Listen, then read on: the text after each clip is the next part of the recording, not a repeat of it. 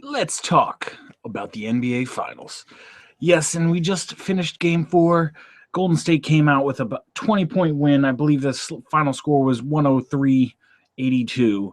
So let's jump right in and break it down. Now, you had Golden State do something at the start of this game that you hadn't really seen them do the previous 3 games, and that is they came out hot. They scored points. They kept the ball moving, and they played the defense that we're all used to them playing. Now, there was a couple switches, and this is where the series really starts to get good, and that's because Steve Kerr, who's proven that he's a pretty solid head coach so far, I'd say in his first season, going 67 and what is that, like 20 or something like that. You're doing pretty good. And what he did was he inserted David Lee into the starting lineup, and I believe also Andre Iguodala, taking Harrison Barnes out of the starting lineup and taking Andrew Bogut out of the starting lineup, almost taking Andrew Bogut out of the entire game. Now, you did see Andrew Bogut get in there and throw some – he had something like 3 pretty hard fouls within 2 minutes in this game. But you saw them kind of switch their lineup. They went from their bigger guys, which – honestly, I wasn't too sure that this would work out too well because you had Timothy Mozgov, who had been playing pretty well this series. He had an amazing game this year. I mean, this game, just because he didn't really have anybody height-wise that could match up with him. But when David Lee was really guarding him, you saw some good he at least kept him off the boards a little bit more. Guarding him, Mozgov did have the best game of his career tonight, which isn't that bad. But you also saw Andre Iguodala really take the defending duties from Harrison Barnes on LeBron James, and it worked pretty spectacularly. Now, there's plenty of team defense going on, which is what Golden State has been known for all year. But you saw Andre Iguodala really hounding him. And not only did that spark the defense, but that really helped spark Iguodala's offense. I believe he had something like 22 points this game. So you saw a player that hasn't stepped up as much. Iguodala, don't get me wrong, he has been a very consistent player throughout the whole playoffs and through this playoff series in the finals. But you really saw him kind of step up more, take more of a role that he hasn't been used to quite so far. Now, when you look at the Splash Brothers, Klay Thompson and Steph Curry had a good game, but didn't really seem to turn it on until the fourth quarter. Klay Thompson got kind of shut down. And that was because LeBron James looked like he took a lot of the guarding duties of Klay Thompson. And LeBron is the best player in the world. Let's not kid ourselves. He is the best player in the world. Didn't have the best game in the world, but he still came pretty darn close to a triple-double. Now, there was one moment in the second quarter that really I'd say almost changed the momentum of the game. And that was when Bogut, a hard foul, but a clean foul. I'd say he wasn't trying to hurt LeBron James at all. But LeBron James was driving towards the basket. He put a good foul on him, and he went flying into the cameraman.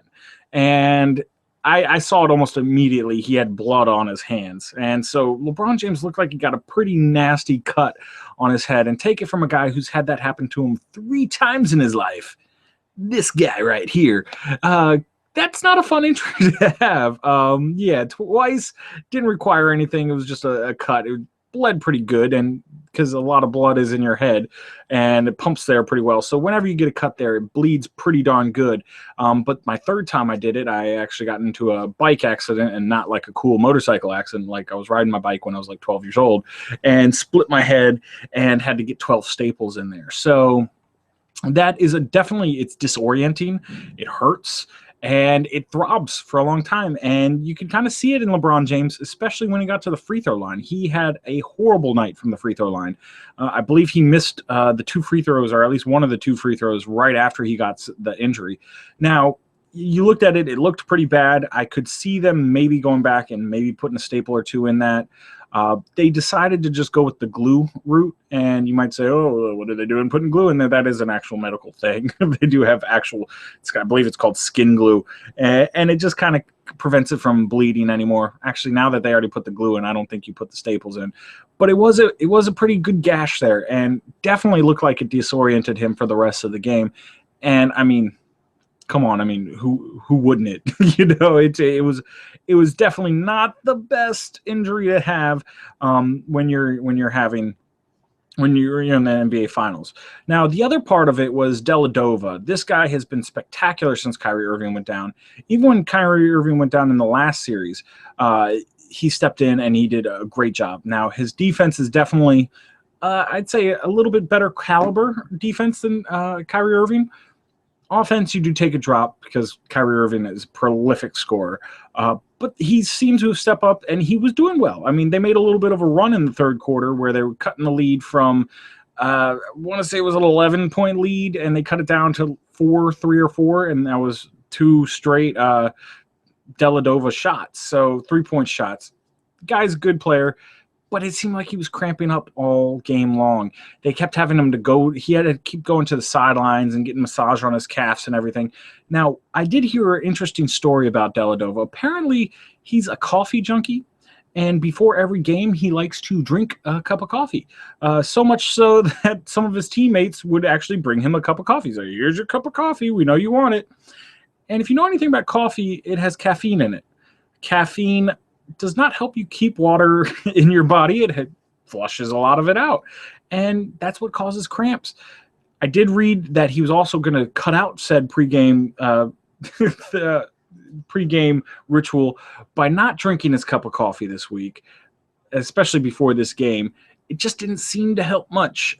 So you had him playing not sparingly, but inconsistently. He had to keep coming in and out. And that really hurt the flow of the Cavaliers because every time they would get a little bit closer, he would have to come out. And then they'd get a little bit closer, and then he'd have to come out. I'd like to look at the stats and see what the plus-minus ratio was when Deladova was in and when he was out. It's probably still minus since they lost by 20 points. But it might have been a little bit closer had he been able to consistently stay in the game. Now, that being said, he's getting minutes that he's not used to playing. Kyrie Irving played a lot of those minutes. He's playing 30 to 40 minutes with some of these games because they just don't have the depth. They don't have anybody in that can come in and play point guard. Now, you do have LeBron James who can play point guard just fine, but then that means we're turning LeBron James into a 48-minute player. That is the entire game. And I don't care who you are, you will get a little bit tired after that's going on. And that's really what you saw in the fourth quarter, because there were times in the third quarter where the Cavs brought it back to 3, brought it back to 2, but they just didn't have the legs to keep it going through the fourth quarter. And that's where you saw the depth of the Golden State Warriors really come into play. They could switch in Harrison Barnes. They brought in Andrew Bogut a couple times to not that much, but you saw Draymond Green and Andrew Lee coming in and out. David Lee coming in and out. And you could just tell by towards the end of the game, especially around the 5-minute mark where that lead was starting to get bigger and bigger and bigger, that they were just wearing down. The Cavaliers did not have enough gas in the tank to keep it going. Now, if it was a best of 3 series, yeah, go ahead and play those guys all those times. But this is a best of 7 series. Not only is it a best of 7 series, you're playing against one of the deepest teams in the league. So these guys continually bring in fresh players. So you have to keep that motor running at a very high level more consistently. So that was kind of a problem. And now you didn't see Steph Curry. It was like, where's Steph Curry? And then in the fourth quarter, he started hitting his threes. He started doing what he normally does. I want to say he ended with something like 22, 23 points. So it's not a humongous game for Steph Curry. But oh my gosh, he has the most gorgeous little scoop shot that I've ever seen. And he can do it consistently. Every time he went into the lane and, did his little finger roll, I was like, oh, okay, he's got it. Oh, okay, he's got it. And when Deladova was in the game, you didn't see that happen quite as much. When he had to come out, you did see that. Now, J.R. Smith and Iman Shumpert, 2 players that have played spectacularly for the Cavaliers this playoff series, and actually since they picked them up midseason, they disappeared. Those guys, I want to say, had a combined maybe 8 points between the two. That's not going to help you, especially when that's your bench right there. I mean, J.R. Smith or Iman Shumpert will start, and then one of the guys comes off the bench. And when they're not playing well at all, it's just really hard to do it. Now, again, you did have a great game out of Timothy Mozgov, career high points, I want to say 26 and something like 12 or 13 rebounds. And it seemed like there was certain points in there when Draymond Green was on him where he could get every offensive rebound that he wanted. There was one possession in particular where I saw him get knock the ball back at least 3 or 4 times, and the Cavaliers kept possession. But again, they just didn't have it they didn't have the legs to keep them going throughout the whole thing. And so this is what we're really going to see the series boil down to, I would say. You have the depth of the Golden State Warriors against LeBron James, because LeBron James is the greatest player in the world. He showed you that he can win games by himself.